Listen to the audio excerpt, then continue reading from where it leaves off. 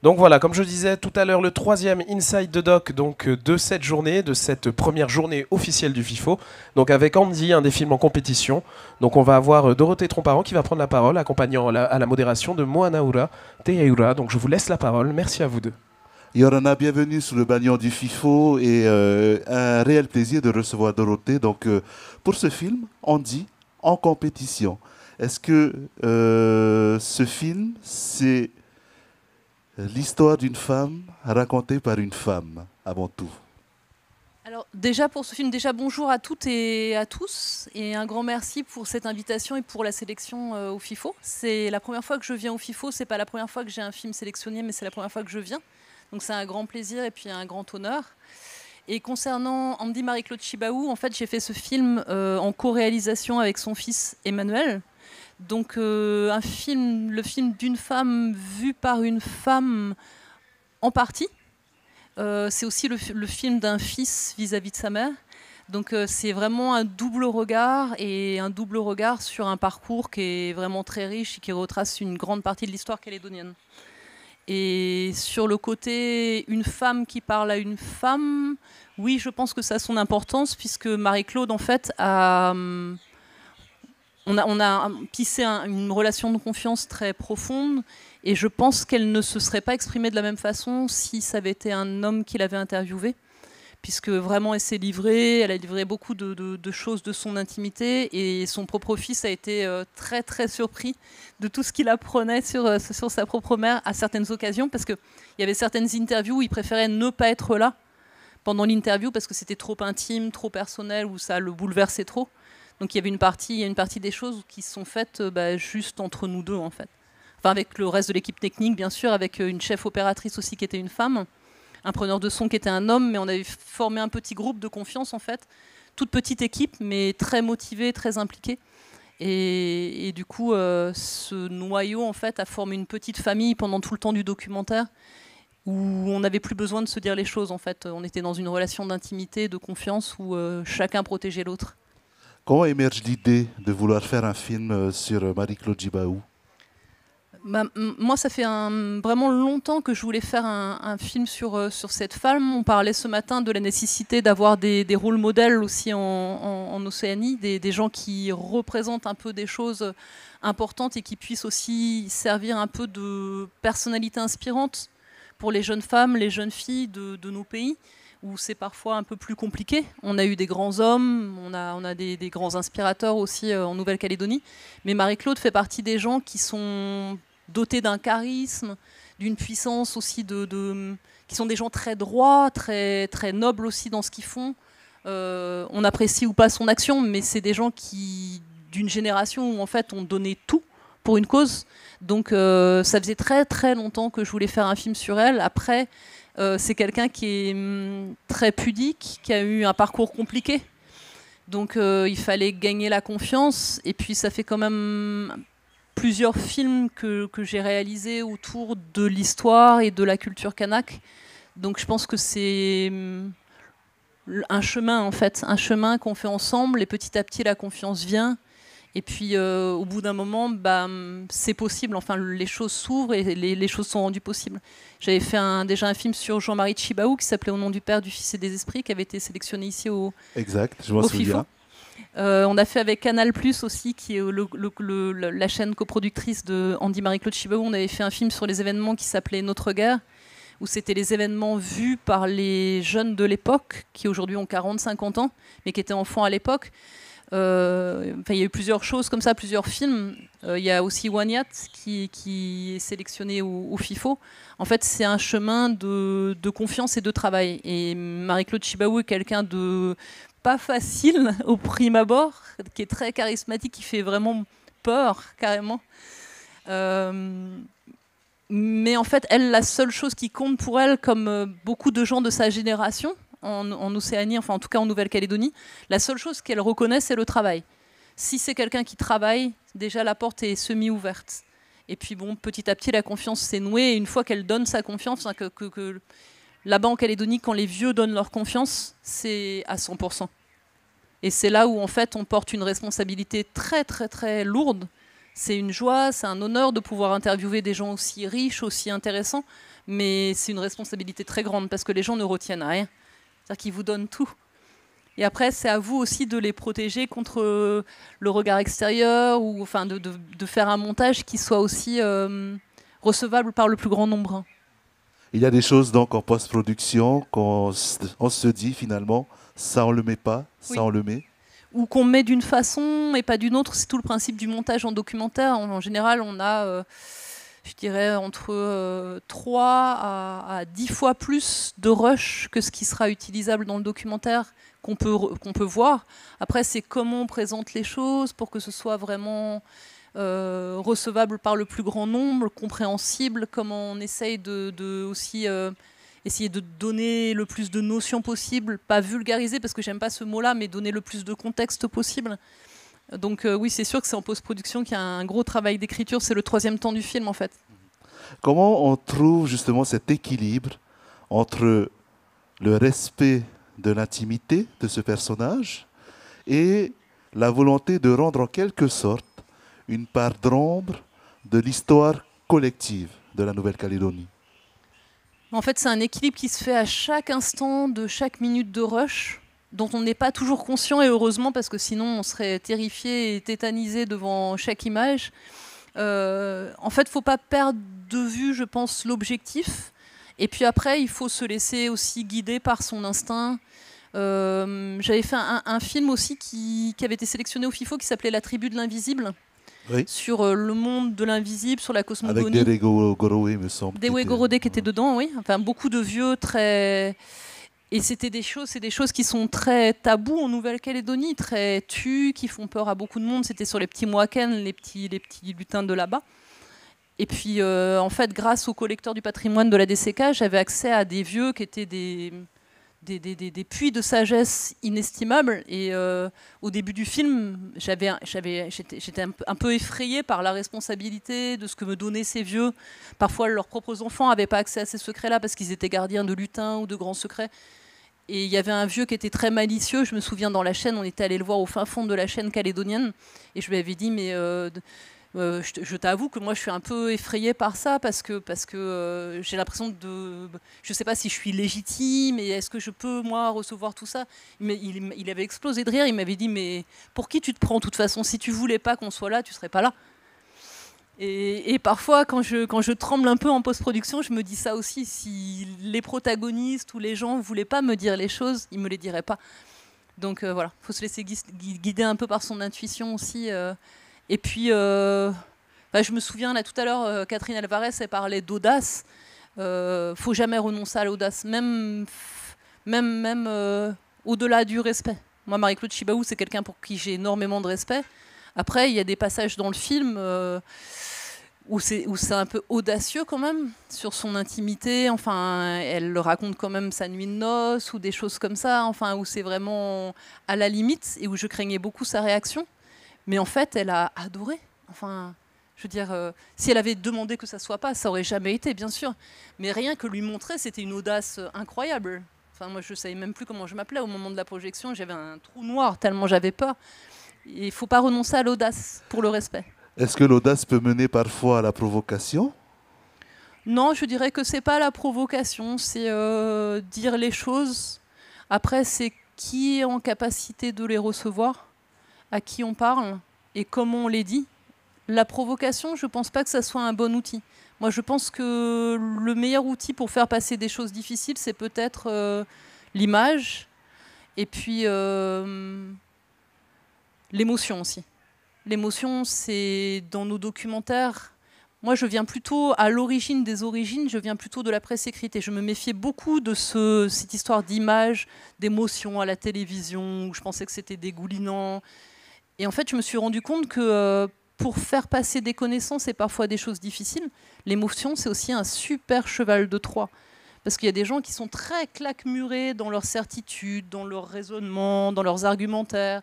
Je pense notamment en Nouvelle-Calédonie où parfois il y a encore un peu, dans certaines générations, des logiques de bloc, indépendantistes, anti-indépendantistes. Et par l'émotion, en fait, on réussit dans les cerveaux à créer des choses où la personne se dit « mais il ou elle est comme moi, en fait ». Il a un cœur, c'est un papa, c'est une maman, c'est un fils. Et en fait, cette émotion dont je me méfiais, aujourd'hui, je me dis que dans nos civilisations aussi qui sont plus liées à l'oral, c'est quelque chose d'important, ressentir, et pas seulement toujours donner du contenu, donner des dates, des choses. Parfois, nos films, notamment sur l'histoire, passent aussi par l'émotion. Et quelles émotions, justement, tu avais envie de donner au spectateur qui va voir ce film ou qui a vu ce film? Avec Andy? Oui, avec Andy. Moi, l'objectif, c'était vraiment que les gens gardent en tête que Marie-Claude Chibaou, elle avait un parcours totalement fou, mais qui ressemble aussi à une partie de l'histoire du pays, avec une famille loyaliste, en fait. Son papa était un grand gaulliste, ministre dans un des premiers gouvernements. Et puis ensuite, elle s'est mariée avec Jean-Marie Chibaou. Mais pour elle, c'était exactement le même travail, en fait. C'était un travail pour le pays. Donc ce que j'avais envie que les gens voient, c'était aussi le côté... Elle a, comment dire, gardé l'armure pendant toutes ces années-là pour la cause, pour le pays. Mais je voulais que les gens découvrent aussi qu'il y avait une Marie-Claude douce, une maman, et que c'était aussi possible d'être une maman, et puis maintenant une grand-maman, une grand-mère, tout en gardant ses principes et cette envie de faire avancer les choses, hein, tout simplement. C'est pas une question de militantisme, elle est dans plein d'associations, plein de trucs. C'est plutôt comment faire avancer le pays et puis essayer de rester droit dans ses objectifs. Voilà. On a envie de dire, lorsqu'on voit ce film, c'est que... Alors la phrase classique, effectivement, est de dire derrière tout grand homme, il y a une femme. Est-ce que c'est le cas pour Madame? Moi, je dirais l'inverse, en fait. Oui. Derrière toute grande femme, il y a un petit homme. Ou un homme moyen, enfin, peu importe. C'est pas une question de taille, c'est une question d'humain. Et je pense qu'aujourd'hui, on n'est plus dans les histoires de grandes femmes, de grands hommes. Je pense que Jean-Marie Chibaou n'aurait pas été Jean-Marie Chibaou sans Marie-Claude, et vice-versa. Voilà. Et c'est un couple qui était très bien uni, qui a commencé un peu sur une union plus, de politique ou mariage arrangé. Et en fait, petit à petit, enfin, je pense qu'ils se sont très très bien trouvés. Après, c'est pas... Quand on connaît Marie-Claude Chibaou, on sait que c'était pas que la femme de Jean-Marie Chibaou, et c'était ça aussi la volonté de ce documentaire, c'était de montrer qu'elle aussi a eu son parcours. Enfin, elle a quand même aussi créé toute la DCK, le Centre culturel Chibaou, enfin, elle a fait des tas de choses. Je pense qu'aujourd'hui, on n'en est plus à une femme derrière un homme ou un homme derrière une femme. On est ensemble et on doit faire avancer les choses ensemble. Qu'on soit à poids bleu, vert, femme, non-binaire, je ne sais quoi. Moi, j'ai 2 filles ados, donc je peux vous dire que les questions de hommes et femmes, c'est souvent à la maison, mais je pense que c'est à plus court, en fait. C'est pas le sujet. Et comment trouvait-elle l'équilibre entre, justement, la femme et la mère, tout simplement? Marie-Claude, en fait, elle, dans ce qu'elle dit, c'est qu'elle a jamais voulu choisir l'un ou l'autre. Elle a été tout. Après, comment dire, l'équilibre, c'est un peu comme quand on est un papa ou une maman.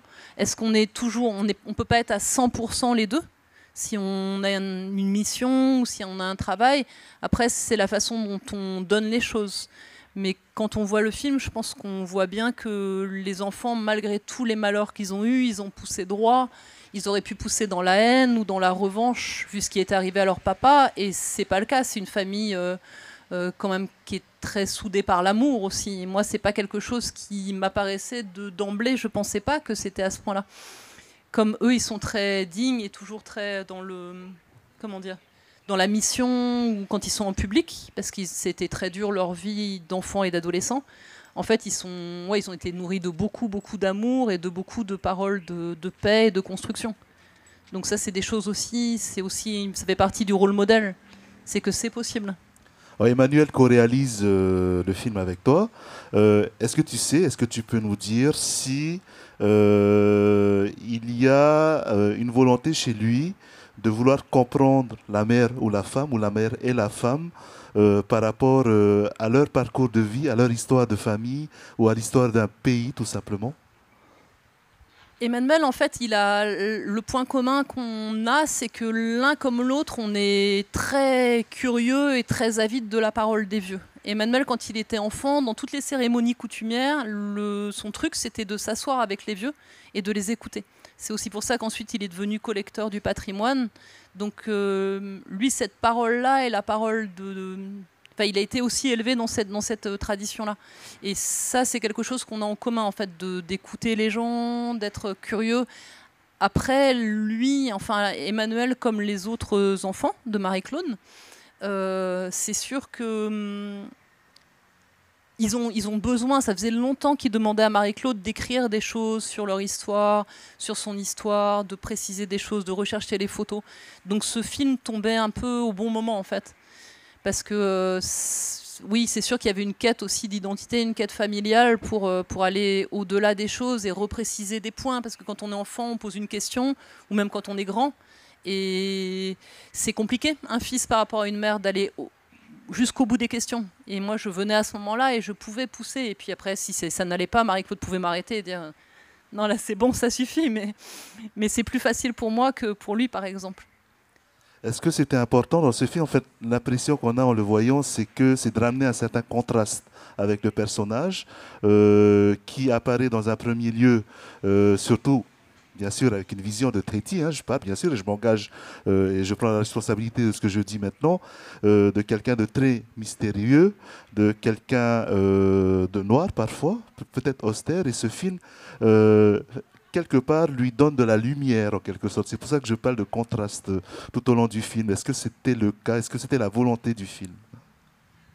Oui, c'était vraiment la volonté du film de montrer la facette plus drôle ou plus douce, plus tendre de Marie-Claude Chibaou qu'on ne connaît pas du tout.